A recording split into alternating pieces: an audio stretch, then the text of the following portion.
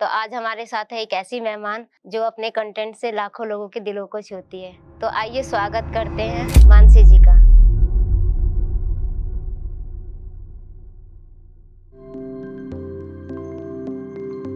माँ ने कहा, छाती ढक लो, ये मर्दों को डराती है। मैं चुप रही, जैसे पीढ़ियों से औरतें चुप रही, जिन्हें सिखाया गया था कि देह का बोझ नजर से ही मापा जाता है।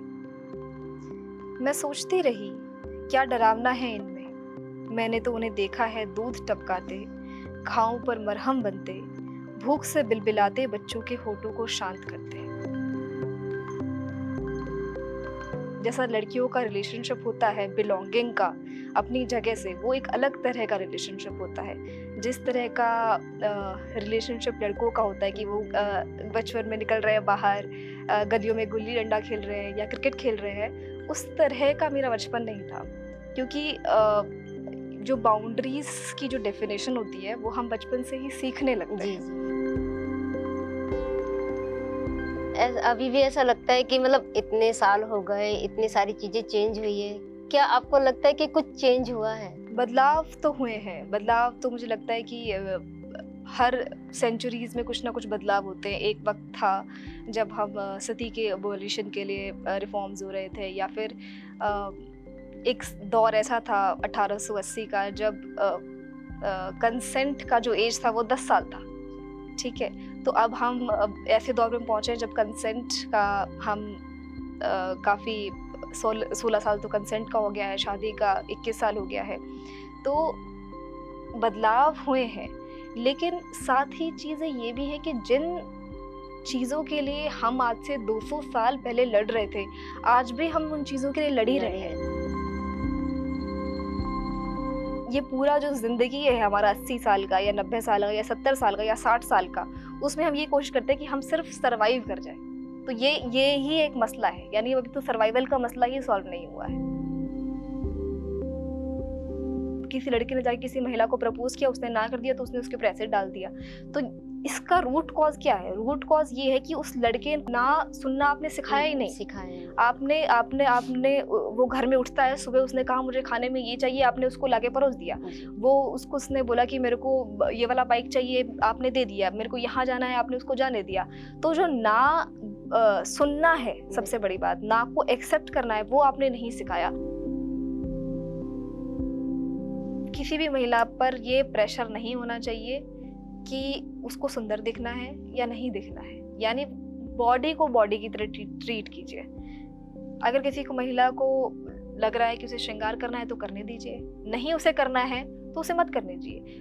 आँख का काम है, वो आँख अगर वो कर रही है वो काम तो ठीक है। नाक का जो काम है वो कर रही है, होठों का जो काम है वो हो रहा है, दाँतों का जो काम है वो हो रहा है, उसको वैसे ही। तो मतलब ना तो आदमी के पास में ये उसको सोचना रहे कि मेरे को अपनी बॉडी से प्यार करना है और मुझे तो सुंदर रहना है या नहीं रहना है। तो मैं बॉडी न्यूट्रलिटी में विश्वास करती हूँ कि आप चिल हो जाइए अपनी बॉडी को लेकर, जैसे है उसको वैसा रहने दीजिए। जो लड़कियां हैं उनको मैं बोलूँगी कि अपने घरों में, अपने परिवारों में, अपने वर्क प्लेसेस में, जहाँ भी पॉसिबल है आप वहाँ रेजिस्टेंस की तरह उभर कर आए। क्योंकि जब तक हम रेजिस्ट नहीं करेंगे, जब तक हम एक दीवार की तरह खड़े नहीं होंगे, जो कि अपने आप में मुश्किल काम है। और ये ट्रेजेडी भी कि हम लोगों को एक एक्स्ट्रा वर्क करना पड़ रहा है। यानी अगर छोटी चीज़ों के लिए मेरे को एक एक्स्ट्रा उसमें एफर्ट डालने पड़ रहे हैं, लेकिन ये करना ज़रूरी है। हिम्मत करिए, एक दूसरे से हिम्मत हिम्मत लीजिए।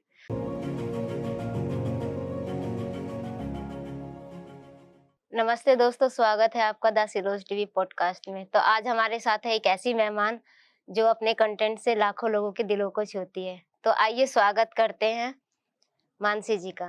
तो स्वागत है मैम आपका हमारे शो में। जी, तो कैसी है मैम आप? मैं ठीक हूँ। आप बताइए, आप मैं कैसे बहुत अच्छी हैं? हूँ। जी। तो कैसा लग रहा है? हम सब लोगों से मिली बहुत, हैं। बहुत मज़ा आ रहा है। मैं तो सुबह से आई हूँ, तब से आप लोगों के साथ बात ही कर रही हूँ और बहुत मज़ा आ रहा है। काफ़ी काफ़ी लोगों से मिली भी, आप जो काम कर रहे हैं वो भी देखा, तो सब चीज़ें देख के बहुत अच्छा लग रहा है। आपका सफ़र कैसा रहा? आप काफ़ी लंबा सफ़र तय करके आई हैं। तो मतलब कैसा रहा जी, जी, आपका जी। शहर? मेरा थोड़ा यहाँ से जो जिस जगह मैं रहती हूँ, मैं आपको बताया भी था कि मैं पटौदी नाम के एक कस्बे से हूँ और वो यहाँ से आप जहाँ पे आपका ये वेन्यू है, वहाँ से 3 घंटे के आसपास का उसका दूरी है। तो सुबह काफ़ी वक़्त से हम लोग का पॉडकास्ट पेंडिंग था, तो मैंने कहा कि आज करते हैं। तो सुबह उठे, तैयार हुए और निकले और 3 घंटे में यहाँ पहुँच गई। सफ़र तो मैं बहुत ट्रैवल किया है मैंने लोकल ट्रेन्स में और इन सब में, तो मुझे आदत है। तो सफ़र तो मुझे हमेशा हसीन लगता है और आज तो और भी हसीन था क्योंकि मुझे आप लोगों से मिलना था। सबसे पहला सवाल मेरा ये है आपसे, आपका बचपन कैसा था और आप शरारती थी या शांत थी? क्योंकि सबकी लाइफ अलग-अलग होती है, तो जी, थोड़ा आप जी। अपने बारे में बताइए। मैं शरारती तो बहुत ज़्यादा नहीं थी, लेकिन मैं थोड़ी स्मार्ट थी। स्मार्ट किस तरीके से थी कि अ, बहुत क्यूरियस जो बच्चे होते हैं, क्यूरियस जो बच्चा होता है, मैं उस तरह की बच्ची थी। तो शुरू से मेरे को घर में जब जिस तरह का एनवायरनमेंट मिला, उसका भी मैं शुक्रगुज़ार हूँ कि उस तरह का जो एनवायरनमेंट मिला, उसमें मुझे पूरा एक्सपोज़र मिला इन सब चीज़ों को देखने के लिए। उसके बाद मेरी कॉलेज की पढ़ाई भी बहुत अच्छे से हुई। तो जो बचपन रहा वो मेरा बहुत साधारण बचपन था। ऐसा मतलब कुछ जैसा अमूमन लड़कियों का होता है, वैसा मेरा बचपन था। हम लोग स्कूल जाते थे, आराम से घर आते थे। बहुत मैं अपने घर से बाहर निकलती भी नहीं थी, क्योंकि मैं गाँव से हूँ और जैसा लड़कियों का रिलेशनशिप होता है बिलॉन्गिंग का अपनी जगह से, वो एक अलग तरह का रिलेशनशिप होता है। जिस तरह का रिलेशनशिप लड़कों का होता है कि वो बचपन में निकल रहे हैं बाहर, गलियों में गुल्ली-डंडा खेल रहे हैं या क्रिकेट खेल रहे हैं, उस तरह का मेरा बचपन नहीं था। क्योंकि जो बाउंड्रीज़ की जो डेफ़िनेशन होती है, वो हम बचपन से ही सीखने लगते जी, हैं। जी, जी। तो मैं खुद भी बाहर नहीं निकली। अब अभी मैं कल मुझे कहीं बाहर निकलना था, किसी जगह पे जाना था, तो मैंने जैसे ही अपने घर से थोड़ा बाहर निकली, 10 मीटर के आसपास, तो मैं उस गली में पहली बार गई। तो मैं उस वक़्त वहाँ खड़ी होके ये सोच रही थी कि ये गली मैं इतना मेरा वक़्त यहाँ पे बीत गया, 26 साल मैंने इस गाँव में बिता दिए और मैंने ये गली भी कभी नहीं देखी। तो मेरे घर में ऐसा कोई रिस्ट्रिक्शन नहीं था कि आपको बाहर नहीं निकलना है। दिल्ली आई, आराम से हम लोग पढ़े, अ, आपको जहाँ जाना है आप जा सकते हैं, इस तरह कोई भी रिस्ट्रिक्शन नहीं है।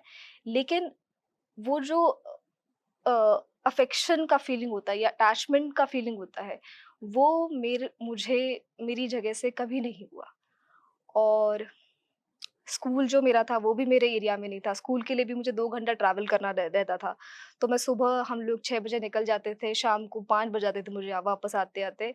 आकर स्कूल का होमवर्क किया, खत्म की चीज़ें, उसके बाद भाई-बहन में आपस में थोड़ा खेला और सो गए। तो ये इस तरह का मेरा बचपन था। लेकिन बचपन से ही मुझे कॉमिक्स का बहुत शौक था।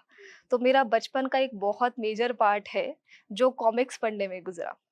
तो इस तरह का मेरा बचपन था। बहुत साधारण बचपन जैसा साधारण लड़कियों का होता है। जैसे कि अभी आपने बताया कि हुँ, मतलब मैं बहुत गाँव से बिलॉन्ग हुँ, करती हूँ और फैमिली आपकी बहुत वैसे ही तो मतलब सबकी लाइफ में दिक्कतें हुँ, आती हैं और एक होता है ना कॉलेज जाना हुँ, और स्कूल जाना हुँ, लड़कियों के लिए बहुत मुश्किल हो हुँ, जाता है हुँ। क्योंकि शायद मैंने ये चीज़ जी, झेली जी, है। जी। तो मतलब आपके लिए जो कॉलेज लाइफ थी और स्कूल में जाना क्या आसान था नॉर्मली? मेरे लिए बहुत आसान रहा क्योंकि मैंने बोला कि रिस्ट्रिक्शंस मेरे घर से मेरे लिए नहीं थी। मेरे जो दादाजी थे जी। अ, वो बहुत ही प्रोग्रेसिव विचारों के थे। मेरे जो फ़ादर हैं वो भी बहुत प्रोग्रेसिव विचारों के हैं। तो पढ़ाई को लेकर, कॉलेज जाने को लेकर, इन लोग इस चीज़ को लेकर जैसा लड़कियाँ अपने घरों में स्ट्रगल करती है, तो मैं इस चीज़ में अपने आप को बहुत फॉर्च्यूनेट मानती हूँ कि मुझे उस तरह का स्ट्रगल नहीं फेस करना पड़ा। कि मुझे ये वाला सब्जेक्ट लेना है, तो मैं उसके लिए लड़ रही हूँ, उसके लिए स्ट्रगल कर रही हूँ। या मुझे ये वाला कॉलेज जाना है, तो मैं उसके लिए स्ट्रगल इस तरह का मेरा स्ट्रगल कभी नहीं रहा। लेकिन जब मैं बोलती हूँ कि बाउंड्रीज़ हमें घर में ही सिखा दी जाती हैं, जी। तो उन बाउंड्रीज़ का मतलब है कि जब आप गाँव से निकलते हैं, तो आपको कई तरह की गेज़ जो है, उससे सामना करना पड़ता है। तो वो आपको वहीं आपको संकुचित कर देते हैं, आपका दायरा वहीं सीमित हो जाता है। लेकिन आप जब बाहर निकलते हैं, जैसे मैंने जब जॉइन किया, तो मुझे बहुत एक्सपोज़र मिला। तो वहाँ से फिर मैंने चीज़ें बदलनी शुरू की। जैसे कहते हैं बदलाव जो आया मेरी ज़िंदगी में वो मेजर कॉलेज जॉइन करने के बाद में आया। तो स्कूल तक तो हम लोग ज़्यादा वो नहीं थे, स्कूल गए, वापस आए, पढ़ा, पढ़ने का मुझे शौक था, तो मेरे जो दादाजी थे वो मुझे बहुत किताबें देते थे। तो पढ़ाई का मुझे हमेशा से रहा, लिटरेचर का हमेशा से रहा। लेकिन और मुझे ऐसा भी नहीं लगता था कि मतलब जैसा होता है ना कि मुझे बाहर जाना है, मुझे घर से बाहर निकलना है, क्योंकि मेरा वक़्त ही पूरा बीत जाता था, मुझे पता भी नहीं लगता था कि पूरा वक़्त, क्योंकि मेरा स्कूल का ही ट्रैवलिंग बहुत ज़्यादा, 2 घंटा जाना, 2 घंटा आना, तो 4 घंटा तो मेरा इसी में वेस्ट हो जाता था। और उसके बाद में फिर आके होमवर्क किया, कुछ किताबें पढ़ी, कॉमिक्स पढ़ा, घर में भाई-बहन से बात की, तो उसमें गुज़र गया। लेकिन कॉलेज ने मेरी ज़िंदगी को एक नया मोड़ दिया। जब मैं दिल्ली रहना मैंने शुरू किया, तो मैंने बहुत चीज़ें एक्सप्लोर की। तो ऐसा कोई स्ट्रगल अगर मैं कहूँ कि मुझे घर से निकलने के लिए हुआ या पढ़ाई के लिए हुआ, वो नहीं हुआ। उसके लिए मैं फिर वही बात है कि मैं बहुत फॉर्च्यूनेट, लेकिन मैं अपने आस-पास जब देखती हूँ, आस-पास जब अपनी दोस्तों को देखती हूँ या अपने आस-पास महिलाओं को देखती हूँ, तो मैं देखती हूँ कि उनको छोटी-छोटी चीज़ों के लिए आप कौन-सा सब्जेक्ट ले रहे हैं, आपने 11th में ह्यूमैनिटीज़ लेना है कि नहीं लेना है, आपको साइंस लेना है कि नहीं लेना है, आपको कॉमर्स लेना है कि नहीं लेना है। इस तरह के छोटे डिसीज़न्स भी उनके घर के मर्द उनके लिए पूछना लेते हैं। पड़ता है। कॉलेज में आपको कौन-सा कॉलेज जॉइन करना है, आपको कौन-सा डिग्री लेना है, इस तरह के डिसीज़न, मतलब एजेंसी की इतनी कमी है। अब आज लोग बोलते हैं कि बहुत बदलाव हुए हैं, लेकिन हाँ, आप जब छोटे गाँव में जाते हैं, छोटे कस्बों में जाते हैं, तो आप अभी भी वहाँ की लड़कियों की ज़िंदगी देखिए, कहने को बदलाव है, कहने को पढ़ रही हैं लड़कियाँ। हो सकता है कि इस लड़की को सबका आज दिल्ली यूनिवर्सिटी का काफ़ी हाइप है, तो बच्चों को लगता है कि अब दिल्ली यूनिवर्सिटी जाना है। तो मैं अपने आस-पास ही कुछ ऐसे केसेज़ देखती हूँ, जब बच्चा का मन करता है कि मुझे दिल्ली यूनिवर्सिटी जाना है, लेकिन उसके पेरेंट्स उसको बढ़ावा नहीं देते, स्पेशली गर्ल चाइल्ड को, इनफैक्ट स्पेशली क्या, गर्ल चाइल्ड को ही। तो वो वहाँ पे ही अपने आस-पास के किसी कॉलेज जॉइन कर रही है। तो मैं अपने आप को फॉर्च्यूनेट मान रही हूँ, लेकिन ये मेरा जो चीज़ है, जो मेरे साथ हुआ, वो एक जनरल चीज़ नहीं है, वो एक मतलब अलग चीज़ हो गई। जनरल बात ये है, जो कॉमन बात ये है कि लड़कियों को चॉइस नहीं है। कॉलेज जाने के लिए उनको स्ट्रगल करना पड़ता है, पढ़ाई के लिए उनको स्ट्रगल करना पड़ता है। तो ये बहुत कॉमन है, स्पेशली रूरल एरियाज़ में। अभी भी ऐसा लगता है कि मतलब इतने साल हो गए, इतनी सारी चीज़ें चेंज हुई है। क्या आपको लगता है कि कुछ चेंज हुआ है? बदलाव तो हुए हैं, बदलाव तो मुझे लगता है कि हर सेंचुरीज़ में कुछ ना कुछ बदलाव होते हैं। एक वक़्त था जब हम सती के एबॉलिशन के लिए रिफॉर्म्स हो रहे थे, या फिर अ, एक दौर ऐसा था 1880 का, जब कंसेंट का जो एज था वो 10 साल था, ठीक है? तो अब ऐसे दौर में पहुँचे हैं जब कंसेंट का हम काफ़ी 16 साल तो कंसेंट का हो गया है, शादी का 21 साल हो गया है। तो बदलाव हुए हैं, लेकिन साथ ही चीज़ें ये भी है कि जिन चीज़ों के लिए हम आज से 200 साल पहले लड़ रहे थे, आज भी हम उन चीज़ों के लिए लड़ ही रहे लड़े हैं। रहे। यानी हम 200 साल पहले बात कर रहे थे वुमेन के ऊपर हो रहे वायलेंस की, 200 साल बाद भी हम उसी चीज़ पे उसी बात कर चीज़ रहे हैं। को ले। हम 200 साल पहले बात कर रहे थे कि वुमेन को पढ़ाई का अधिकार नहीं है, डिसीजन मेकिंग का अधिकार नहीं है, 200 साल बाद भी हम उन चीज़ों पे बात कर रहे हैं। तो हाँ, बदलाव हुए हैं, लेकिन जो इश्यूज़ हैं, वो मुझे लगता है कि जस के तस अभी भी बने हुए हैं। अब कुछ मतलब ऐसा मैं कहूँ कि हाँ, ये वाला जो इश्यू था ये खत्म हो गया है, अब नए इश्यू आए हैं। नए इश्यू आ गए हैं, लेकिन पुराने वाले खत्म नहीं हुए। खत्म नहीं। तो हम अभी भी वही 200 सालों से, 300 सालों से उसी चीज़ के लिए लड़ रहे हैं, उसी चीज़ की बात हो रही है। आप डिसीजन मेकिंग का अधिकार दीजिए, आप एजेंसी का अधिकार दीजिए, आप ऑटोनॉमी का अधिकार दीजिए, तो अभी भी हम उन चीज़ों पे बात कर रहे हैं। और सबसे बड़ी बात तो हम सर्वाइवल की बात कर रहे हैं। जी, यानी महिला के लिए वो अपना पूरा ज़िंदगी कंप्लीट कर ले, पूरा ज़िंदगी उसका खत्म हो जाए, यानी वो खत्म हो 80 जाए। साल तक जी ले, हुँ, बिना उसके साथ कुछ हुए। यानी उसके साथ हैरेसमेंट ना हो, वो अपने उस सबसे बड़ी बात, घर में हैरेसमेंट ना हो, घर से निकलने के बाद रोड पे हैरेसमेंट ना हो, फिर जहाँ पे वो वर्क प्लेस जॉइन करी है वहाँ हैरेसमेंट ना हो, फिर उसने शादी की वहाँ उसको हैरेसमेंट फेस ना हो। और मैं तो कहती हूँ एल्डरली के भी कितने केसेस आते हैं, जहाँ पे हुँ। जो बुजुर्ग वो महिलाएँ बुजुर्ग हैं, जो हैं। एजेड वुमेन हैं, उनके साथ कितनी चीज़ें होती हैं। तो ये पूरा जो ज़िंदगी है हमारा 80 साल का या 90 साल का या 70 साल का या 60 साल का, उसमें हम ये कोशिश करते हैं कि हम सिर्फ़ सर्वाइव कर जाएँ। तो ये ही एक मसला है, यानी अभी तो सर्वाइवल का मसला ही सॉल्व नहीं हुआ है। तो अभी मतलब पता नहीं अब वो तो एक लड़ाई है, है, कब तक लड़ेंगे, कब कब तक। जाके कहीं बदलाव जी, आएगा, जी, जी। पता नहीं कितनी पीढ़ियाँ चेंज हुँ, होंगी तब जाके कहीं ये हुँ, बदलाव आएगा। मेरा आपसे अगला सवाल ये है, आप जो कंटेंट बनाती हैं, हुँ। जो वीडियोज़ बनाती हैं, तो वो जो आप रियल ज़िंदगी में महसूस करती हैं वही मतलब वही उसमें बनाती हैं या ऑनलाइन का जो थोड़ा फ़िल्टर्स वगैरह है उसको भी ऐड करती हैं? मेरा जो कंटेंट है वो 2 चीज़ों पे बेस्ड है। एक मैं बात करती हूँ साहित्य की और दूसरी मैं बात करती हूँ स्त्री विमर्श की।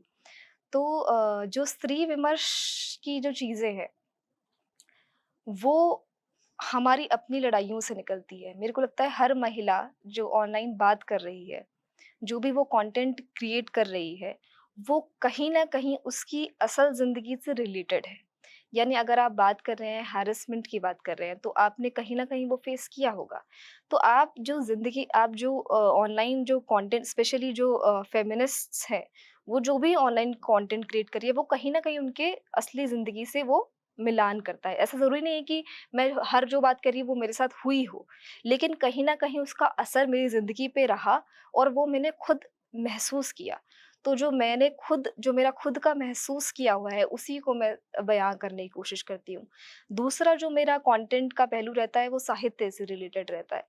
तो लिटरेचर मैं बहुत वक़्त से मैंने पढ़ा है और बहुत मेरा मन करता है बहुत किताबें पढ़ने का और तो जो भी मैंने पढ़ा उससे रिलेटेड जो भी मेरे दिमाग में चीज़ें आती हैं या फिर जो मैंने जहाँ पढ़ा है हो सकता है कोई किताब मैंने उठाई उसमें मैंने कुछ पढ़ा उससे रिलेटेड मैंने फिलॉसफी में हो सकता है कुछ पढ़ा हो या उससे रिलेटेड मैंने साइकोलॉजी में कुछ हो सकता है पढ़ा हो। तो मेरे दिमाग में जब भी मैं ऐसा कुछ पढ़ती हूँ तो वो तीनों चीज़ें रिलेट हो जाती हैं और जैसे ही वो तीनों चीज़ें रिलेट होती हैं तो मेरा कंटेंट वहाँ बन जाता है और मैं उसे लिख लेती हूँ कि हाँ, ये कंटेंट हम बना सकते हैं। तो जैसे ही मैं पढ़ती रहती हूँ वैसे-वैसे कंटेंट मेरे दिमाग में आता जाता है। आपने फेमिनिज़्म की बात कही। क्या आपको लगता है कि अभी भी कुछ चेंज है और जो फेमिनिज़्म है वो रियल मायने में हम उस चीज़ को महसूस करते हैं या कुछ बदलाव है या नहीं है अभी? बदलाव तो ज़रूर है, मैं कहूँगी बदलाव तो है। काफ़ी चीज़ों में बदलाव हुए हैं, लेकिन जैसा मैंने अभी 2 मिनट पहले कहा कि जो लड़ाइयाँ हैं, तो लड़ाइयाँ अभी वही लड़ाइयाँ चल रही हैं जो बहुत पहले से चल रही थी। तो अभी उन पे ही हम लोग अभी बहुत सक्सेसफुल नहीं हो पाए हैं। आज भी हम डाउरी वायलेंस की बात करते हैं, आज भी हम एसिड अटैक्स की बात करते हैं, आज भी हम रेप्स की बात करते हैं, आज भी हम सेक्सुअल हैरेसमेंट की बात करते हैं। इसके अलावा अब नए मुद्दे आ गए हैं। लेकिन जो पुराने मुद्दे हैं, वो अभी भी ज़िंदा है, मुझे लग रहा है। तो जब तक हम बदलाव तो कह सकते हैं कि ठीक है बदलाव हुआ है, लेकिन उस लेवल पे नहीं हुआ जिस तरीके से हम लोग चाह रहे हैं या जिस तरीके से होना चाहिए, सबसे बड़ी बात है। अभी आपने एसिड के बारे में बोला और रेप्स के बारे में बोला और डाउरी के बारे में बोला। कहीं न कहीं मतलब मैं जो ये डाउरी वाला जो केस है मैं खुद झेल रही हूँ अभी। तो मुझे लगता है कि ये मतलब हर कोई एक जैसा नहीं सोचता है, सबकी सोच अलग-अलग है। तो आपको क्या लगता है ये जो क्राइम हो रहे हैं, ये जो इतने सारे केसेस आते हैं, ये इसकी वजह क्या है? कहीं न कहीं लड़कियाँ गलत होती हैं, जो लड़की गलत है और जो सही है वो भी कहीं न कहीं उसमें पिसी हुई है और जो गलत है वो तो गलत है ही है और जो मेंस भी हैं, दोनों ही हैं। तो इसमें गलती किसकी और ये कहाँ हम लोग इसमें गलत है या क्या हम समझ नहीं पाते? ये कहाँ ऐसा जो वो हो रहा है तो उसको कैसे हम जब गलत की बात करते हैं कि ये लड़की गलत है या वो लड़की का उसका जो पूरा काम करने का तरीका है, बोलने का तरीका है या उसका जो कैरेक्टर है वो कहीं गलत है, तो हम किन केसेस की बात कर रहे हैं? क्या हम 1% केसेस की बात कर रहे हैं? क्या हम 2% केसेस की बात कर रहे हैं या हम 5% केसेस की बात कर रहे हैं? तो वो 5% केसेस आपने इतने हाइलाइट कर दिए कि आपको बाकी 90-95% केसेस दिख ही नहीं रहे हैं। तो आप उन 5% केसेस के लिए 90 या 95% जो केसेस हैं, उन पर शक कर रहे हैं। तो ये कहाँ तक जायज़ है? मतलब ये आप ज न्याय करने का जो दृष्टि है आपका, वो किस तरीक़ा का दृष्टि है? कि आप 5% के बेसिस के ऊपर बाकी 90% पे ध्यान नहीं दे रहे हैं या उन पर सवाल खड़े कर रहे हैं। तो पहली चीज़ तो ये। दूसरी चीज़ जो ये पूरा जो मसले हैं, जैसे डाउरी का जो मसला है या एसिड अटैक का मसला है या हैरेसमेंट का मसला है, ये सब जितने भी मसले हैं वो एजेंसी के मुझे मसले लगते हैं कि आप महिलाओं को अधिकार नहीं दे सकते, आप नहीं देना चाहते।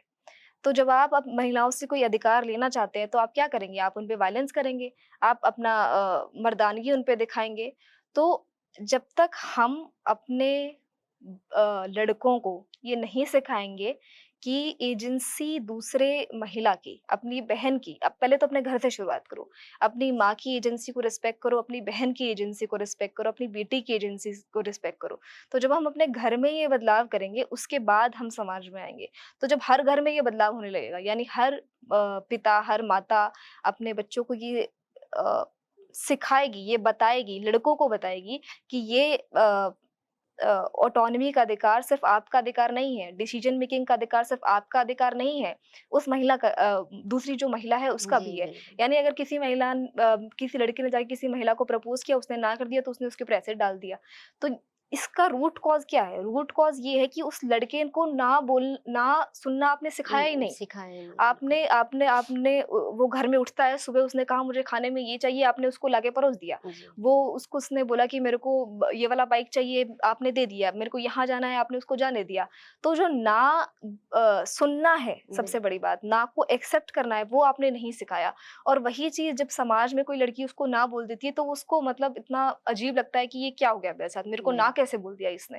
तो वो जो ना सुनने का अधिकार है, और सिर्फ़ ये एसिड अटैक के उसमें नहीं, एसिड अटैक के रेफरेंसेस में बात जी, कर रही हूँ, मैं डाउरी के रेफरेंसेस में बात कर रही हूँ, मैं डोमेस्टिक वायलेंस के केसेज़ में के रेफरेंस में बात कर रही हूँ कि जब डोमेस्टिक वायलेंस का क्या जड़ है? जड़ ये है कि जिसके साथ डोमेस्टिक वायलेंस हो रहा है, उसने आपकी बात नहीं मानी होगी किसी तरीके से, तो आपने उस पे बर्तन फेंकने शुरू कर दिए, बिल्कुल। आपने उसको पीटना शुरू कर दिया क्योंकि आप ना सुन नहीं पाए। तो आप जब तक हम ये रूट चेंज पे बात नहीं करेंगे कि आप अपने लड़कों को कैसे सिखाएँगे, आप कैसे उनको बताएँगे कि ना सुनिए आप, महिला जो है अगर आप ना बोल सकते हैं, तो आपको ना सुनना भी सुनना आना भी है, चाहिए। बिल्कुल। तो ये बहुत ज़रूरी है। मेरा आपसे अगला सवाल ये है, आपका जो इंस्टा हैंडल है उसका नाम गोरेया है। तो ये नाम ऐसे ही आपने रखा या इसके पीछे कोई कहानी, कोई सोच छिपी है? क्योंकि ये एक इंस्टा हैंडल है और मतलब गोरैया छोटी होती है, लेकिन उसकी आवाज़ है बहुत दूर तक जाती है, बहुत तेज़ होती है। तो इसका मतलब बताइए? मैं जहाँ रहती हूँ, मेरा कस्बा है, शहर नहीं है। आजकल शहरों में तो गौरैया देखने को नहीं मिलती ही दिखती नहीं है, है। बिल्कुल। तो लेकिन गाँव के पास में अभी भी ये प्रिविलेज है कि उनको गाहे-बगाहे चिड़ियाएँ देखने को मिल जाती हैं और गौरैया बहुत हमारे यहाँ तो बहुत दिखती है। तो अभी भी इतना पॉल्यूशन है, चीज़ें हैं, लेकिन फिर भी हम लोगों का ये प्रिविलेज है कि हमें अभी भी दिख रही हैं दिख रही और अभी भी हम शहरीकरण की ओर इतना भी बढ़े नहीं हैं। तो गौरैया छोटी-सी है, ठीक है? लेकिन जब वो आपके आँगन में चहचहाती है, तो वो मतलब आपका पूरा आँगन का जो वाइब है वही बदल जाता है। यानी आप एक आँगन को इमेजिन कर रहे हैं, उसमें कोई चिड़िया नहीं है, पेड़ नहीं है, कुछ नहीं है और एक आप एक आँगन इमेजिन किए उसमें चिड़िया चहचहा रही हैं, आप सुबह उठ रहे हैं, चिड़िया चहचहा रही हैं, पेड़ देखने को मिल रहे हैं। तो उसके होने से वो इतनी छोटी-सी है, लेकिन उसके होने से कितना बड़ा इफ़ेक्ट पड़ता है। तो मेरा ये था कि मैं जो गौरैया सॉफ्ट है, तो मुझे लगता है रेज़िस्टेंस जो है, वो सॉफ्ट भी हो सकती है। तो आपने अगर मेरा कंटेंट देखा होगा तो मैं बहुत चिल्लाती नहीं हूँ, बहुत ये बहुत सब नहीं है, शांत। बहुत शांत रहती हूँ क्योंकि मुझे मतलब यही मैंने सोचा था गौरैया का कि गौरैया जैसे शांत है, लेकिन उसके होने से उसका जो एक्ज़िस्टेंस है, वो बहुत निकल कर आता है। जी, आप उसको मतलब इग्नोर नहीं कर सकते। आप अगर आपके आँगन में आ रहे हैं आ और एक रहे गौरैया बोल रही है, खेल रही है, कूद रही है, तो आप उसे इग्नोर नहीं कर सकते, आप उसको देखते हैं। डिस्ट्रैक्ट कर लेती है आपको किसी न बिल्कुल। किसी तरीके से। तो मैं जब कंटेंट क्रिएशन मैंने शुरू किया था, तो मेरा यही मैं गौरैया के पीछे यही था कि जिस तरीके से गौरैया छोटी-सी आपका ध्यान अट्रैक्ट कर सकती है, रेज़िस्टेंस सॉफ्ट हो सकता है उसी तरीके से। यानी आप कितने छोटे हैं उससे फ़र्क नहीं पड़ता है और जी, यही चीज़ मैं महिलाओं के लिए बोलती हूँ कि बहुत लोग बोलते हैं कि महिला जो है उनका मास मूवमेंट नहीं है। यानी बहुत सारी महिलाएँ मिलकर मतलब सड़कों पर नहीं उतर रही हैं और मतलब इतना चीज़ें हो रही हैं देश में और आप सब लोग सड़कों पे क्यों नहीं आ जाती हैं? जी। हमें इंस्टाग्राम पे तो बहुत सुनने को मिलता है। लेकिन मैं बोलती हूँ हर महिला जो है अगर सिर्फ़ अपनी लड़ाई भी लड़ती है, जी, तो वो हर महिला के लिए लड़ाई लड़ रही है। तो यानी हर महिला अपने-अपने घरों में लड़ाई लड़े, तो उससे बहुत बदलाव आ सकता है, और वो उसको आप छोटी चीज मत समझिए। जी। तो जो छोटे छोटे रेजिस्टेंस होते हैं या छोटी छोटी चीजें होती है, वो बहुत मीनिंगफुल होती है, उनका बहुत मानी होता है।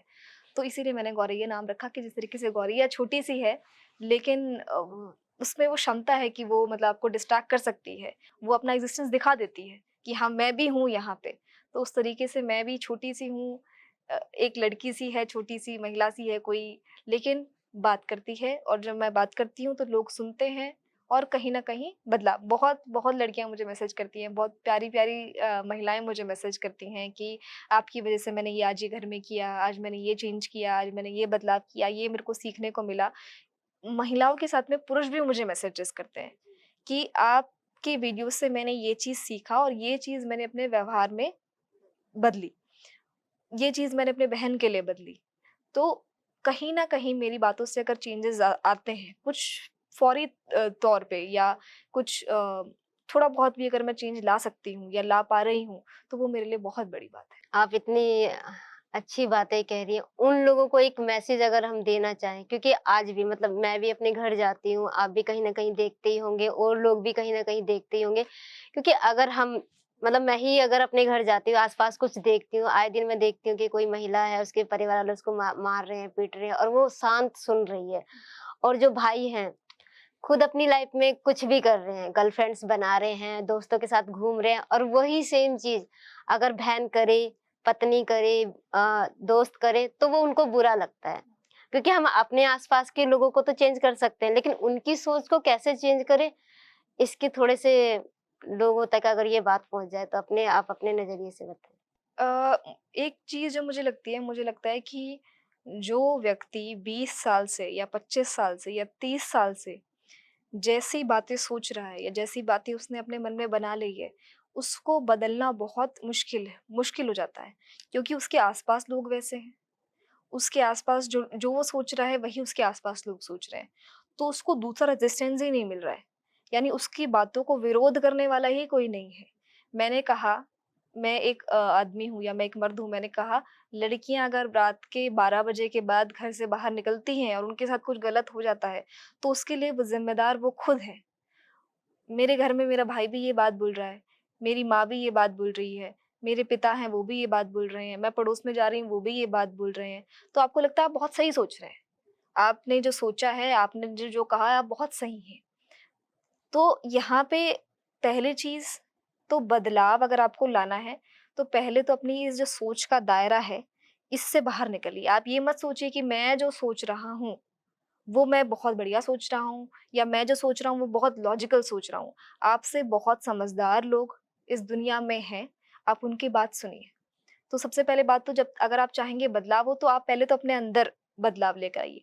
दूसरी बात, मुझे लगता है कि जिन लोगों को मैं ये कह रही हूँ, शायद उन लोगों को कहने का मुझे बहुत फ़ायदा भी नहीं नज़र आता है, क्योंकि वो आदमी खुद कोशिश करे कि मेरे अंदर बदलाव हो, बहुत ही कम लोग ऐसा कर पाते हैं। यानी बहुत कम लोग ऐसा करते हैं कि वो मतलब अपना जो पूरा कंडीशनिंग है उसको तोड़ पाने की क्षमता रखे, कैपेबिलिटी हो उनके अंदर, या वो हिम्मत हो कि हाँ, मैं गलत हो सकता हूँ या मेरी कंडीशनिंग गलत हो सकती है। तो इसीलिए मेरा फ़ोकस रहता है कि मैं रेज़िस्टेंस पे बात करूँ। यानी अगर मैं एक घर में हूँ, मैं एक महिला हूँ और मेरे चारों तरफ 4 लोग ये बात बोल रहे हों, तो मैं रेज़िस्ट करूँ उनकी बातों को। ये महिला के लिए बहुत ज़रूरी है कि वो अपने घर में विरोध दर्ज करे। हो सकता है आपकी बात नहीं सुनी जाएगी, आपकी बात नहीं मानी जाएगी, लेकिन आप उनको ये बताइए कि नहीं, आपकी बात पूरी तरीके से, या नहीं है, पूरी तरीके से भी है कि आपकी बात सही नहीं है, और मैं ये हूँ, मैं ये सोचती हूँ, और ये मेरा अपना फ्रंट है, या मेरा ये अल्टरनेटिव थॉट है, और इसको भी उतना ही तवज्जो आपको देनी चाहिए, या उतना इम्पोर्टेंस, उतना सिग्निफिकेंस आपको देना चाहिए। तो ये बहुत इम्पोर्टेंट है। तो जब तक आप एक रेजिस्टेंस का वॉल नहीं क्रिएट करेंगे ऐसे लोगों के सामने, कि तुम जो बोल रहे हो वो मतलब एक क्या बोलते हैं, परम ब्रह्म सत्य नहीं है, जो तुमने कह दिया वो सत्य नहीं है। आपके अलावा बहुत सोच है, अपनी आपका जो सोच है उससे बाहर निकलिए, और आप देखिए कि आपके सामने एक और भी अल्टरनेटिव चेन रखा है। तो बहुत ज़रूरी है, मैं लड़कियों को ये बात बोलती हूँ कि जितना अगर आप कोशिश करें, अगर हो सकता है, क्योंकि बहुत बार होता है कि लड़कियां नहीं, हिम्मत नहीं कर हिम्मत पाते नहीं हो कर पाती है, और अगर उन्होंने हिम्मत करके बोल दिया बोल तो दिया। पीट दी जाएंगी, हाँ, मार दी जाएंगी, कमरे बिल्कुल। में बंद कर दिया जाएगा, पढ़ाई बंद करा दी हुँ, जाएगी, फोन छीन लिया, ये होता फोन है, छीन लेंगे, बिल्कुल। कॉलेज नहीं जाने देंगे। तो ये सब चीजें, तो ये मतलब रेपरकशंस बहुत होते हैं, विरोध। अ, एक मुझे अमृता प्रीतम की एक लाइन याद आ रही है यहाँ पे। तो अमृता प्रीतम कहती है कि आजादी जो है वो एक बहुत पीसफुल चीज नहीं है। तो मतलब जब आप महिला आज़ादी के लिए अपने घर में लड़ती है, तो वो अपना मेंटल हेल्थ से कॉम्प्रोमाइज़ कर रही होती है। तो मतलब, और हो सकता है कि आपने अपना विरोध दर्ज किया तो उसका रिपरकशन आपको बहुत फेस करना पड़े। हो सकता है आपको रिलेशनशिप में आपके दूरी आ जाए, आपके माता-पिता हो सकता है आपसे दूर हो जाएँ, आपके भाई-बहन हो सकता है आपसे दूर हो जाएँ। हो सकता है कि आपने कुछ बोल दिया घर में कि नहीं ये नहीं होना चाहिए, नहीं होगा, तो आपकी पढ़ाई पे असर हो जाए, आपके कॉलेज के उस पे असर हो जाए। तो रिपरकशन बहुत है। आज़ादी जो है बहुत मेंटली आपको मतलब परेशान करने वाली चीज़ों को साथ लेके आती है। लेकिन फिर भी आप कोशिश कीजिए। मैं मतलब ये डिमोटिवेट करने के लिए नहीं बोल रही हूँ। मैं ये नहीं कह रही हूँ कि आप मत, मैं तो चाहती हूँ कि आप कीजिए। अगर आज़ादी के लिए आपका मेंटल हेल्थ थोड़ा-सा सैक्रिफाइस आपको करना पड़े, तो वो कीजिए। बहुत, बहुत ज़रूरी है और उसी से बदलाव आएगा।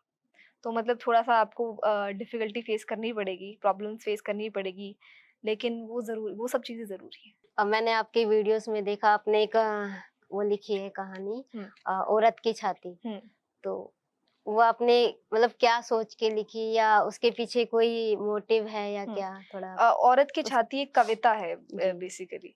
तो हम जो हैं, अ, जब आप बाहर निकलते हैं तो आप देखते हैं कि मर्द आपकी छातियों को देखता है, या हुँ, फिर कहते हैं कि ढक ढक के रखो, ढक इस चीज़ के को ढक रखो, के रखो। बिल्कुल। तो लेकिन उसी के उसमें मर्द जो है वो अपनी छाती को खुले उसमें करके देखता है। आप इंस्टाग्राम पे आप देखिए कि जी, मतलब किसी भी लड़की की क्लीवेज दिख जाती है, तो बिल्कुल, उसके पूरे कमेंट सेक्शन में गालियाँ होती हैं, बिल्कुल। या जी, उसको जी। स्लट शेम किया जाता है। लेकिन मर्द जो है जिम में जाके अपनी शर्ट निकाल के और अपनी पैंट निकाल के अपनी काफ्स दिखा रहा है या अपना जी, चेस्ट दिखा रहा है, तो वो बहुत नॉर्मल नॉर्मल चीज़ है। जी, यहाँ पे मतलब मेरा वो मतलब नहीं है कि मैं वल्गैरिटी को कहीं से प्रमोट कर रही हूँ या कुछ ऐसा चीज़ कर कर रही हूँ। लेकिन इस कविता से बिना मेरे ये चीज़ कहे, बिना मेरा कॉन्टेक्स्ट बाँधे हर महिला इसको समझ जाएगी, इस कविता को, हर महिला रिलेट कर पाएगी। तो मेरी इस कविता में अगर कहीं कुछ नेगेटिव कमेंट्स भी होंगे, तो वो ज़्यादातर मर्द के होंगे। महिला का कोई भी किसी का भी नेगेटिव कमेंट नहीं मिले, क्योंकि उसका ये जो उसने खुद भोगा है वो एक्सपीरियंस है ये। हम लोगों ने जो खुद महसूस किया है, हम लोग जब बाहर निकलते हैं, वो तो हर महिला इससे रिलेट कर पाती है। तो मैंने भी ये कविता जो लिखी, तो मैंने जो महसूस किया वो मैंने अपनी कविता में अ, पेश कर दिया। तो मैंने बोला कि भैया आपकी दृष्टि की परिधि में तो ये अराजक है कि मतलब इनको ये मतलब विकार है कि इनको ढक दो। लेकिन असल में वो विकार कहाँ है? विकार मेरे क्लीवेज में है या मेरे ब्रेस्ट पे विकार है, या आपकी नज़र में विकार है? तो मतलब आप माँ को इतना आपने माँ को इतना देवी का वो रूप दे रखा है कि मतलब माँ है, कितनी बड़ी चीज़ है, और माँ पे आप कविताएँ पढ़ डालते हैं और माँ पे आप शेर पढ़ डालते हैं और आप माँ के खिलाफ कुछ नहीं सुन सकते। मर्दों को क्या है, पूरी गालियों का क्या बेसिस है कि आप माँ की गाली दे रहे हैं, बहन की गाली दे रहे हैं, उसके पीछे का कॉन्टेक्स्ट क्या है कि मैं माँ की गाली नहीं सुन सकता, मैं अपनी बहन की गाली नहीं सुन सकता, क्योंकि वो मेरे लिए देवी का स्वरूप है और वो मेरे लिए महानतम से भी महानतम कोई श्रेणी है तो वहाँ आती है। तो उनकी जब आप क्लीवेज को लेके तो आप बहुत वो हैं कि नहीं, उसको तो आप पूरा सम्मान के रूप में देखते हैं, लेकिन बाहर कोई लड़की जा रही है तो उसके क्लीवेज, तो आप विकार कहाँ है? तो क्लीवेज में विकार होता है तो सबकी क्लीवेज में विकार है।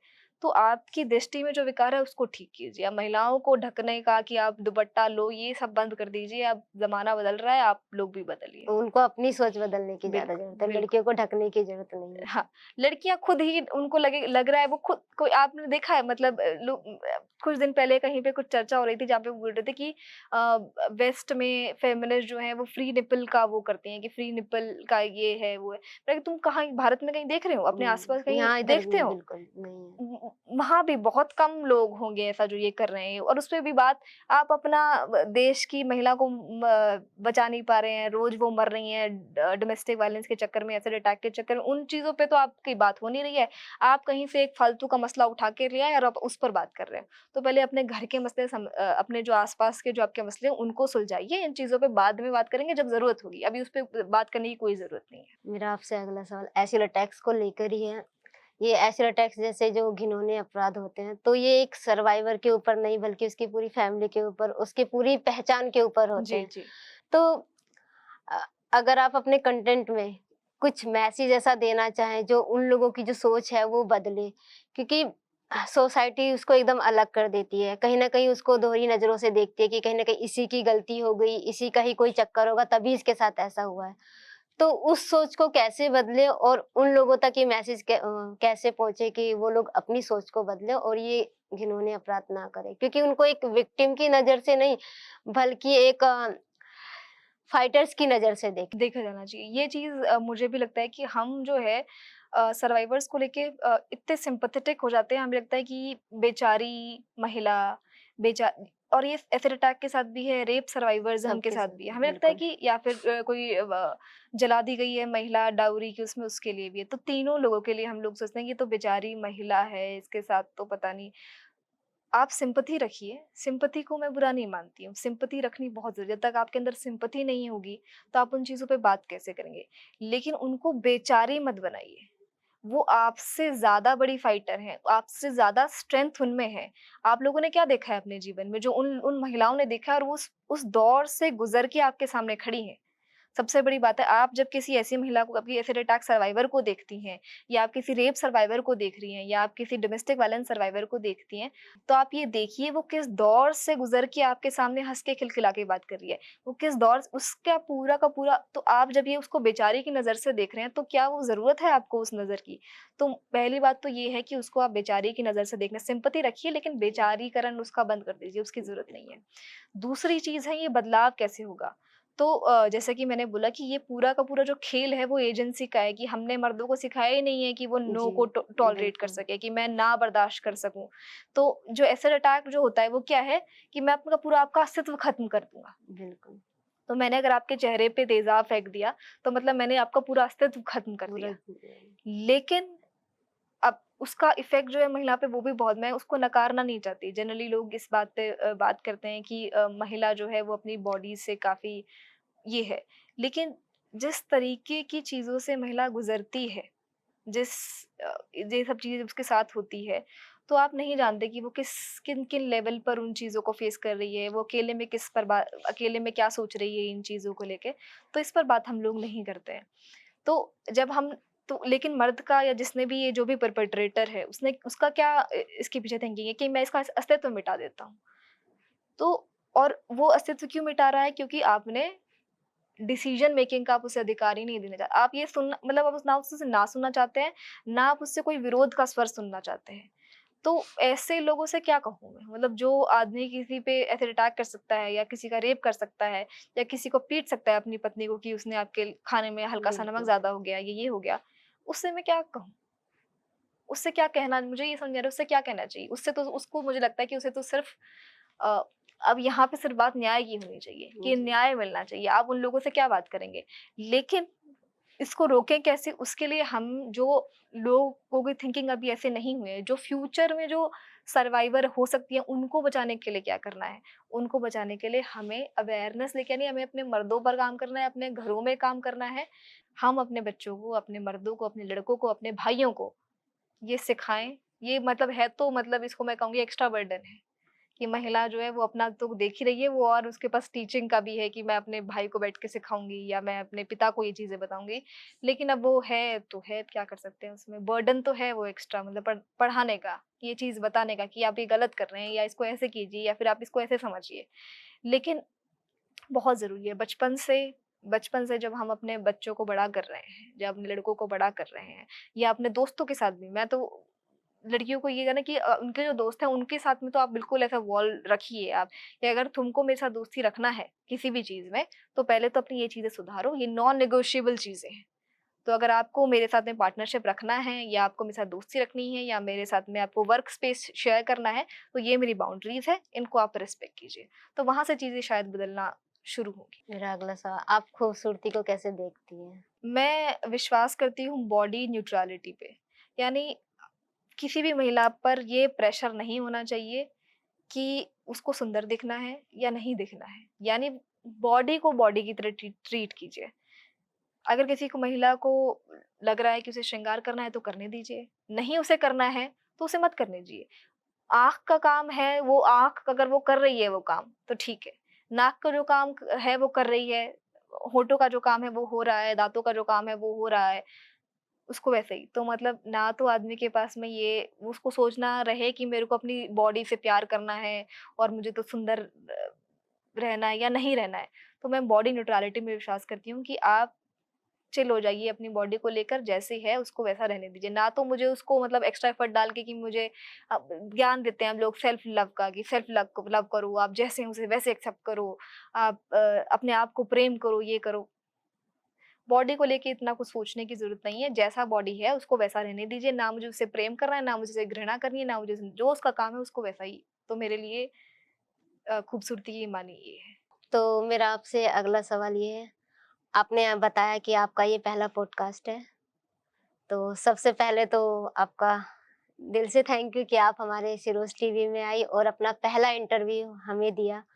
तो आप जब यहाँ आई और हम सब एसिड अटैक सर्वाइवर से मिली और हम लोगों से बात करी और ये सब माहौल देखा, तो आपको कैसा लगा? एसिड अटैक्स के बारे में आप पहले से जानती थी या सुना था या अभी देखा है?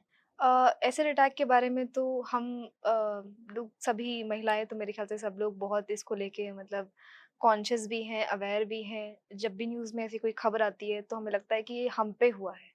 क्योंकि आप उस जगह मैं भी हो सकती हूँ, बिल्कुल, मेरी बेटी भी कल उस जगह हो सकती है, मेरी बहन भी उस जगह हो सकती हैं और अगर आप भी हैं तो आप भी मैं ही हूँ। तो हर महिला उससे रिलेट कर सकती है। तो एसिड अटैक की जो चीज़ है वो हर महिला उस चीज़ को बहुत अच्छे से समझ सकती है क्योंकि उस तरीके की चीज़ें उसकी ज़िंदगी में हुई है और ये तो फिर बहुत अलग लेवल का ऐसा कुछ हो गया कि मतलब तो इस चीज़ से रिलेट कर पाना या इस चीज़ को समझना, ये हम लोगों के लिए काफ़ी वो रहता है कि हम समझ सकते हैं इस चीज़ को। दूसरी चीज़ जब मैं यहाँ आई तो मेरे को तो सुबह से बहुत मज़ा आ रहा है। मुझे लग रहा है कि मैं शायद इतना कम बोलने वाले लोगों में से हूँ, मुझे ऐसा जनरली लगता है। लेकिन आज आप लोगों से बात करें, मैं तो सुबह से चुप ही नहीं हो रही हूँ। मुझे ऐसा लग रहा है कि मुझे कम बोलना चाहिए कि इतना क्यों बोल रही हूँ मानसी। लेकिन बहुत मज़ा आ रहा है आप लोगों से बात करके, यहाँ आके मुझे बहुत मज़ा आया है। बहुत सी चीज़ें मैंने देखी, आप लोग इतना काम कर रहे हैं और शिरोज़ टीवी इतना काम कर रहा है और हर तरीके का आप लोग कंप्यूटर से लेकर, हैंडीक्राफ्ट से लेकर मैनेजमेंट से लेकर, जी, पॉडकास्ट हो गया, तो इतनी सारी चीज़ें हो रही हैं। ये मुझे नहीं पता था कि ये सब चीज़ें भी यहाँ होता है, पूरा जी, मतलब रिहैबिलिटेशन पूरा, सेंटर है, इतना जी, काम हो रहा है ये सब चीज़ों को लेके। तो ये सब जब मैं यहाँ आई और ये मैंने देखा तो मुझे मतलब बहुत खुशी हो रही है। तो मुझे आप लोगों से मिलने की खुशी है और मुझे जब ये काम देख रही हूँ तो उसकी जी, भी मुझे मतलब बहुत खुशी है कि अब सच में कुछ जगहों पे या कुछ लोग ऐसे हैं जो जी, काम कर रहे हैं। बिल्कुल, तो आप लोगों से मिलकर मतलब मुझे बहुत इंस्पायरिंग भी लग रहा है, बहुत मोटिवेटिंग भी लग रहा है और आप जिस तरीके से मतलब मुझे लग रहा है कि आप मुझे इतने खुले दिल से अपना रही हैं, जी। तो बहुत अपनापन-सा भी लग रहा है। तो बहुत मज़ा आ रहा है आप लोगों से मिलकर, बहुत बहुत खुशी महसूस हुई, बहुत स्ट्रेंथ मिली सबसे बड़ी बात और अ, जिस दौर से आप गुज़र के आई हैं और जो चीज़ें आपने अपनी ज़िंदगी में देखी है, उसके बाद आप यहाँ हैं और अ इस तरीके से हैं, तो ये बहुत बड़ी बात है, बहुत बड़ी लड़ाई आपने लड़ी है और मैं मतलब दिल से उस चीज़ का सम्मान करती हूँ। जी, तो मतलब आप लोगों से मिलना बहुत मज़ेदार मुझे रहा। काफ़ी अच्छा लगा क्योंकि मैं मतलब छाँव में मेरे को 13-14 साल हो गए। जी, जी। मैं स्टार्टिंग से ही जुड़ी हूँ और मैंने शायद अपनी लाइफ़ में हम ये वर्ड्स बोलते हैं कि ये एक अटैक है, ये एसिड अटैक है या ये कोई रेप है, ये किसी के साथ भी हो सकता है। लेकिन आज मैंने पहली बार आपके मुँह से सुना कि ये किसी के ऊपर भी हो सकता है और ये कहीं भी हो सकता है, तो हम सब एक ही हैं। अगर यही सब सोचने लग जाए ना, तो शायद ये क्राइम होए ही ना। तो अभी का मेरा ये सवाल है कि आज की जो युवा पीढ़ी है, उसको अगर आप एक मैसेज देना चाहेंगी, जेंडर सेंसिटिविटी को लेकर, तो उनको क्या मैसेज देना चाहेंगी? अ, आज के युवाओं को मैसेज मेरा सिर्फ यही है कि सबसे बड़ी बात तो जो लड़के हैं, जो युवा लड़के हैं, उनको मैं बोलती हूँ कि महिलाओं का सम्मान करना शुरू शुरू कीजिए। मतलब बोलना नहीं कि अब मैं महिलाओं का सम्मान करता हूँ। आप उनके डिसीजन मेकिंग का सम्मान करना शुरू कीजिए। अगर आपकी पत्नी किसी भी चीज़ को घर में छोटे-मोटे अगर डिसीजन है, उनको लेकर कुछ बात रख रही है, तो उसका सम्मान कीजिए। ये नहीं कि उसने कुछ बोला और आपने उसको झिड़का दिया या फिर आपने कहा कि तुमको नहीं पता है या तुम्हारे अंदर इस चीज़ का दिमाग नहीं है, ये नहीं है, वो नहीं है। ये सब मत कीजिए।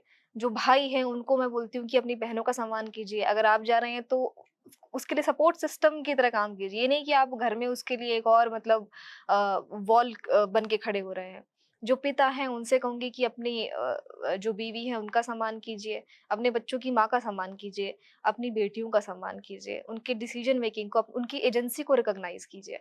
तो युवा जो है उनसे जो लड़के युवा हैं उनसे कहेंगे कि आप लड़कियों के डिसीजन मेकिंग को, उनके ओनरशिप के अधिकारों को, इन चीज़ों को अब मानना शुरू कर दीजिए। जब आप ये मानना शुरू कर देंगे तो बदलाव वहाँ से होगा। और जो लड़कियाँ हैं उनको मैं बोलूँगी कि अपने घरों में, अपने परिवारों में, अपने वर्क प्लेसेस में, जहाँ भी पॉसिबल है, आप वहाँ रेज़िस्टेंस की तरह उभर कर आएँ। क्योंकि जब तक हम रेज़िस्ट नहीं करेंगे, जब तक हम एक दीवार की तरह खड़े नहीं होंगे, जो कि अपने आप में मुश्किल काम है और ये ट्रेजेडी भी कि हम लोगों को एक एक्स्ट्रा वर्क करना पड़ रहा है। यानी अगर छोटी चीज़ों के लिए मेरे को एक एक्स्ट्रा उसमें एफर्ट डालने पड़ रहे हैं। लेकिन ये करना ज़रूरी है। हिम्मत करिए, एक-दूसरे से हिम्मत हिम्मत लीजिए। तो जब भी मैं भी जब जब ऑनलाइन जब मैंने शुरू किया तो शुरू में मुझे याद है कि काफ़ी मतलब ट्रोल जब शुरू हुए थे, क्योंकि जब भी आप महिला या स्त्री विमर्श पे बात करते हैं तो मतलब आप ये अपने मन में मान के चलिए कि कोई ना कोई लोग होंगे या लड़के होंगे या मर्द होंगे जो आपको मतलब कमेंट सेक्शन में आपको गाली दे रहे होंगे, आपका कैरेक्टर असैसिनेट कर रहे होंगे या कुछ ना कुछ आपके चीज़ों को लेके बोल रहे होंगे। तो जब भी आप विरोध के स्वर के रूप में उभरेंगी अपने बिल्कुल। घरों में या कहीं भी, हुँ, तो आप देखेंगी कि आपको कुछ ना कुछ उसके रिपरकशन फेस करने पड़ेंगे। जी, लेकिन आपको स्ट्रेंथ जो है वो अपने आस-पास की महिलाओं से ले सकती है। जी, तो मैं भी जब मैंने कंटेंट क्रिएट क करना शुरू किया तो मैंने अपने जो भी विमेन कंटेंट जी, क्रिएटर्स थे उनको देखा कि वो कैसे टैकल कर रही हैं, ये हो रहा है चीज़ें और जगह नहीं छोड़ी। सबसे बिल्कुल। बात है अपनी जगह मत छोड़िए। ये नहीं कि जी, आपको बिल्कुल। मतलब किसी ने कुछ बोला तो आपने वीडियो बनाना बंद कर दिया जी, या आप परेशान हो गए। तो जी, उसे अपनी जगह को पकड़ के रखिए, जकड़ के रखिए कि ये मेरी जगह है, इसको आप जी, नहीं ले सकते हैं। बिल्कुल। तो अब जब मैं ठीक करने लगी हूँ कंटेंट क्रिएशन में, अब जो महिलाएँ हैं, जो कंटेंट क्रिएटर्स छोटी कंटेंट क्रिएटर्स जी, हैं, तो मैं जब भी उनके स्टोरीज़ पे देखती हूँ कि ये चीज़ हो रही है, वो चीज़ हो रही है, तो मैं उनको जाके मतलब बोलती हूँ, खुद जाके उनको कहती हूँ कि घबराने की बात नहीं है, अपनी जगह पकड़े रखो, अपनी जी, जगह छोड़ो नहीं। बिल्कुल। तो आप अपना रेज़िस्टेंस को अपना मन में रखिए कि मेरे को इस चीज़ का विरोध करना है तो करना है। मेरे 2 सवाल थे, उसमें से 1 सवाल का शायद दोनों ही सवाल के मुझे जवाब मिल जी। गए हैं, क्योंकि हम कुछ शुरुआत हुँ, करते हैं तो मन में बहुत सारे डर्स रहते हैं, डर तो रहता शायद है। वो मेरे क्लियर हो गए हैं। जी। और अभी आपने एक ट्रोलिंग का हुँ, वर्ड यूज़ किया, हुँ। तो कभी आपको मतलब ये कमेंट्स या डीएम पे कभी ट्रोलिंग का सामना करना पड़ा? बहुत बार, बहुत बार। मैं बोल रहा कि आप जब मतलब इस तरह के या तो आप इन चीज़ों मुद्दों पे बात मत कीजिए, जी, ठीक है? आप स्त्री विमर्श पे बात करना बंद कर दीजिए, तो हो सकता है कि आपके वो कम हो जाएँगे। जी, लेकिन एक चीज़ जो है अगर महिला बोल रही है, अगर वो इन चीज़ों पे बात नहीं कर रही, स्त्री विमर्श पे भी बात नहीं कर रही है, सिर्फ़ साहित्य के बारे में बात कर रही है या सिर्फ़ वो मेकअप की वीडियोज़ बनाती है या फिर वो गेट रेडी विद मी की वीडियोज़ बना रही है, कुछ भी ऐसा कुछ भी बना रही है, तो मतलब उसको महिला अगर है ऑनलाइन तो उसको मतलब चाहे वो कुछ भी बना ले, चाहे वो कुछ भी कह ले, उसको उसका कैरेक्टर असैसिनेशन, उसके डीएम्स में गालियाँ, उसके डीएम में अश्लील तरह की फ़ोटोज़, ये सब बहुत कॉमन चीज़ है, ये होंगी ही।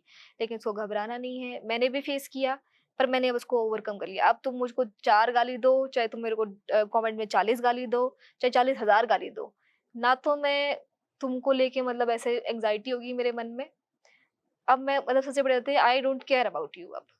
तो मेरे को कोई फ़र्क नहीं पड़ता, तुम अपना एनर्जी वेस्ट करो आके, कुछ भी करो। कभी कुछ ऐसा होता है कि हाँ, मुझे मतलब कुछ चीज़ मतलब बहुत ही वो कर गई, रेज किया। तो मेरी इंस्टाग्राम की फैमिली इतनी प्यारी है, इतने प्यारे-प्यारे लोग हैं, तो वही उसको टैकल कर लेते हैं, मेरा उतना ज़रूरत नहीं पड़ती। तो हो जाएगा, मुझे लगता है कि इतना घबराने की ज़रूरत नहीं। शुरू में लगता है कि हाँ, ये है, गाली दिया है, ये है, वो है, लेकिन बाद में इन सब चीज़ों से फ़र्क नहीं पड़ता। तो थैंक यू, मुझे अपने सवाल का जवाब मिल गया। तो अभी मेरे पास कुछ कार्ड्स हैं, उसमें कुछ-कुछ वर्ड्स लिखे हैं और मैं ऐसे एक-एक कार्ड्स आपको दिखाऊँगी, उसका आपको 1 मिनट में या क सेकंड्स में आपको आंसर देना है।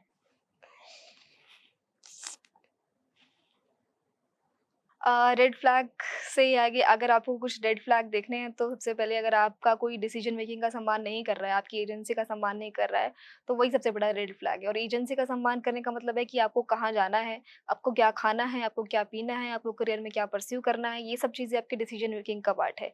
तो अगर कोई भी इस चीज़ का सम्मान नहीं कर रहा है, छोटी से छोटी चीज़ से लेकर बड़ी से बड़ी चीज़ तक, तो वो सबसे बड़ा रेड फ्लैग है। अगला कार्ड लव।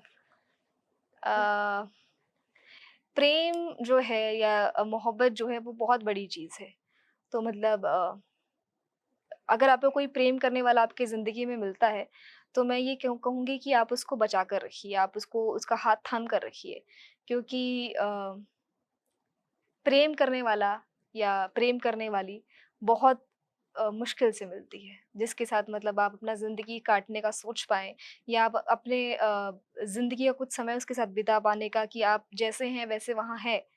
तो अगर आपको कोई ऐसा व्यक्ति आपकी ज़िंदगी में मिलता है, तो उसका हाथ थाम के रखिए। कोशिश कीजिए कि वो आपकी ज़िंदगी से ना जाए। अगला फ्रेंडशिप। दोस्ती मुझे लगता है बहुत बड़ी ताकत है, जो मतलब कई जगहों पे जो चीज़ आपके परिवार वाले आपको नहीं दे पाते, जो सहारा आपको नहीं दे पाते या फिर जो अंडरस्टैंडिंग आपको नहीं दे पाते, वो दोस्ती दे देती है। तो दोस्त आपकी ज़िंदगी में ज़रूर होने चाहिए और ऐसे दोस्त हों जो आपको समझ सकें, तो ये बहुत ज़रूरी है। उल्टा उल्टा है उल्टा-उल्टा। ना? सॉरी। बचपन तो मेरा बिल्कुल मैंने मेरे ख़्याल से पॉडकास्ट की शुरुआत हमने इसी से की थी कि बचपन तो मेरा साधारण रहा जैसे साधारण लड़कियों का होता है। ज़्यादा मैं बाहर वग़ैरह मतलब मेरी ज़िंदगी में मतलब बचपन में कोई ना कहे ना कि बचपन के किस्से सुनाओ, तो मेरे पास ऐसा कोई ख़ास किस्सा कि बहुत इंटरेस्टिंग किस्सा है वो नहीं है। क्योंकि हम लोग बहुत समय का पता ही नहीं लगता था कैसे बीत जाता था, वही रूटीन वर्क पढ़ते, लिखते, खाते-पीते इसमें बीत जाता था। तो वो साधारण मेरा बचपन रहा। पर कभी-कभी जब अपने बचपन की यादें हम लोग कभी भी खाली समय में बैठते हैं हाँ। तो अच्छा-सा लगता है कि कहाँ हाँ, बचपन और बिल्कुल, कहाँ बिल्कुल। अब, तो ये वो तो मिस ये तो मिस है। तो आती है। हाँ, याद तो आती है। जेन ज़ी लोग मुझे बहुत प्यारे लगते हैं, बहुत प्यारे लगते हैं। सबसे क्योंकि एक तो वो लोग सुनते नहीं है मतलब आप जैसे जो मिलेनियल्स हैं वो ऐसे एडजस्टिंग नेचर के यस, होते हैं जी, कि हाँ, उससे सुन लिया, ये चीज़ हो गई और जेन ज़ी है जो मतलब बिल्कुल उनका मस्त मस्त मौला टाइप का जो नया जनरेशन है। जी, बहुत मज़ा आता है ऐसे लोगों से बात करने में, बिल्कुल चिल लोग हैं और सबकी लेकिन हाँ, हर जनरेशन की हाँ, अपनी दिक्कतें हैं। अपनी-अपनी। जेन ज़ी की भी अपनी दिक्कतें हैं, जी, मिलेनियल्स की अपनी दिक्कतें हैं, हमसे पहले जो जनरेशन थी उसकी अपनी दिक्कतें हैं। जी, लेकिन जेन ज़ी जो है वो मुझे प्यारा इसलिए लगता है क्योंकि वो मस्त मौला टाइप का है। अ, उसको लेकर मतलब ज़्यादा दबाव वो सहता नहीं है, वैसे तो नहीं। तो मज़ेदार जनरेशन है। ऐसा कोई एडवेंचर तो मेरी ज़िंदगी में मुझे ऐसा कोई याद नहीं आ रहा है कि कोई क्रेज़ीएस्ट एडवेंचर हो, तो मैं तो स्किप करूँगी ये सवाल क्योंकि चलो कुछ कोई कॉलेज लाइफ। कॉलेज लाइफ मेरी बहुत मज़ेदार रही, बहुत बहुत एक्सपोज़र मेरी कॉलेज लाइफ ने मुझे दिया, बहुत कुछ पढ़ा मैंने कॉलेज के टाइम पे। कॉलेज के टाइम पे मैंने क्लासेस कम अटेंड की और मैंने लाइब्रेरी ज़्यादा अटेंड की। तो ओके, हम लोग जो थे 3-4 दोस्त थे, मैंने मैंने पढ़ाई जो है दिल्ली यूनिवर्सिटी आईपीसीडब्ल्यू से किया है। ओके, तो हमारे कॉलेज में एक बहुत बड़ी लाइब्रेरी थी, मतलब 3 फ्लोर की लाइब्रेरी थी। जी, तो हम लोग क्या करते थे, हम लोग कुछ दोस्त थे, वो चाय चाय लेके और लाइब्रेरी में पहुँच जाते थे। हमारा सबसे ऊपर वाला जो था, जी, उसमें हिंदी लिटरेचर की और इंग्लिश लिटरेचर की बुक्स होती थी। आप पहले हिंदी और पीछे इंग्लिश लिटरेचर। तो हम वहाँ पे ऐसे रीडिंग रूम टाइप के थे। वहाँ बैठते थे, किताबें पढ़ते थे, बात जो करना है, जो भी सोशल इश्यूज़ पे जो भी डिस्कस करना है, वो सब जी, चीज़ें वहीं होती थी। तो मतलब और भी चीज़ें, और भी एक्सपोज़र जिसकी बात कर रही हूँ, वो भी और मैंने कॉलेज में मैं पढ़ाना भी मैंने शुरू किया था। जी, कॉलेज में रहते वक़्त मैंने पढ़ाना शुरू कर दिया था। तो मैंने कोचिंग इंस्टीट्यूट जॉइन किए हुए थे जहाँ पे मैं जी, पढ़ाती थी। तो बहुत एक्सपोज़र जो है मेरी ज़िंदगी का एक बहुत बड़ा जो मैं कहूँगी कि हिस्सा है, जी। वो कॉलेज ने मुझे दिया। बहुत बदलाव मेरे पास में कॉलेज के दौरान आए। हुँ, ट्रेंड तो मैंने मेरे ख़्याल से कोई फ़ॉलो किए ही नहीं। तो मतलब इस चीज़ में मुझे लगता है कि मैं बहुत ओल्ड स्कूल टाइप की हूँ, कि लोग जो है वो ट्रेंड फॉलो करते हैं कि जी। हाँ ये वाला ट्रेंड वो वाला, पर मैं कभी मतलब इस चीज को लेके नहीं रही कि ये वाला ट्रेंड फॉलो करना है, ये फिर जो करना है वो करना है, चाहे वो ट्रेंड में हो चाहे या नहीं ना हो। हो। तो लास्ट कार्ड। अनपॉपुलर ओपिनियन तो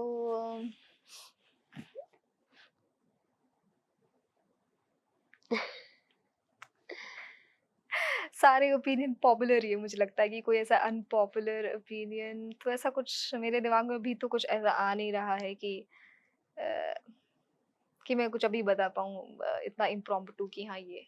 तो कोई नहीं, चलिए हाँ, बस मेरी आपसे एक रिक्वेस्ट है, आपने जो वो कविता कही थी औरत की छाती, उसकी अगर 2 लाइन आप कहें तो? एक्चुअली वो कविता जो है वो बहुत बड़ी कविता है और वो 2 लाइन में नहीं आप टाइम ले लीजिए। तो पढ़नी है तो मैं पढ़ देती हूँ, आप कहेंगी तो। माँ ने कहा, छाती ढक लो, ये मर्दों को डराती है।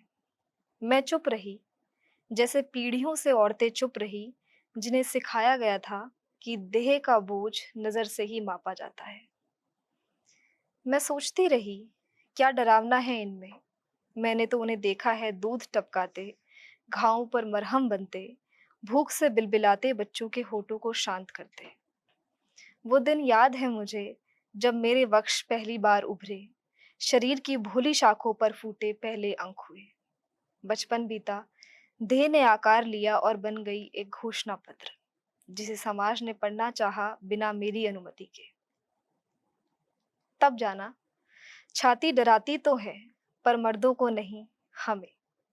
हम ही डरने लगती हैं अपनी देह की परछाइयों से, इसीलिए छाती ढकी जाती रही, कभी कपड़े से, कभी शर्म से, कभी मर्यादाओं से। मर्दों की छाती खुलेपन में गर्व करती है और औरत की छाती चुपचाप सिकुड़ जाती है, जिसे ढकना ही नैतिकता का प्रथम श्लोक माना जाता है। धीरे धीरे माँ की बातों में छुपा इतिहास समझ आने लगा। छातियां डराती नहीं है, डर बनाई जाती है, एक सुनियोजित भय जो स्त्री की सांसों में सदियों से रोपा गया है। क्योंकि छाती जब तक माँ है, पूज्य है, पर जब वे स्वयं की हो जाती हैं तो संकोच की पर्याय और पुरुषों की दृष्टि की परिधि में अराजकता का केंद्र। और जब स्त्री के भीतर का भय पिघलता है तो वह दुपट्टा ओढ़ने से इनकार कर देती है। तब वह भय उसकी आंखों से उतर पुरुष की आंखों में उतर आता है। तब समाज दहाड़ता है, छुपाओ इसे, ये मर्यादा से बाहर है। दुपट्टा लो कि उभारों से विकार उपजते हैं। पर तुम बताओ माँ, माँ विकार कहाँ उपजे? मेरे वक्ष से या उस आंख से जो हर स्त्री को अपने अधिकार की वस्तु समझती है? तब याद आती है हमें नांगेली, जिसने काट फेंके अपने वक्ष, जब शर्म से नहीं अधिकार से लिखी गई एक दास्तां। जिस दिन स्त्री की छाती स्वाभिमान का चोला ओढ़ती है, उस दिन समाज की भाषा बदलती है और कानूनों की लय कांपती है। सुनो माँ, अब मैं तुम्हारी बातों को आधा सुनती हूँ, आधा नकार देती हूँ। तुम्हारी चेतना में जो डर रोपा गया था, मैं उसे मिट्टी से उखाड़कर आकाश की ओर फेंक चुकी हूँ। बहुत सुंदर, मेरे तो आँखों के सामने मैं मेमोरी में अपनी मम्मी को याद करने लगी थी। हाँ, तो बहुत सुंदर लिखी मैं आपने। वही कि मतलब महिला जो है इससे अपने आप ही इसको रिलेट करने, उसको समझ आ जी, मतलब हर खुद चित्र ही जो रिलेट है कर लो। उसको समझ आने लगते हैं कि हाँ वो क्या बात हो रही है। पर खुद से मैंने पढ़ा था, मुझे इतना नहीं समझ आया था, लेकिन आपने जब सुना ही ना तो खुद भी रिलेट करने लगे जी, हम जी, पर। जी। बहुत सुंदर था।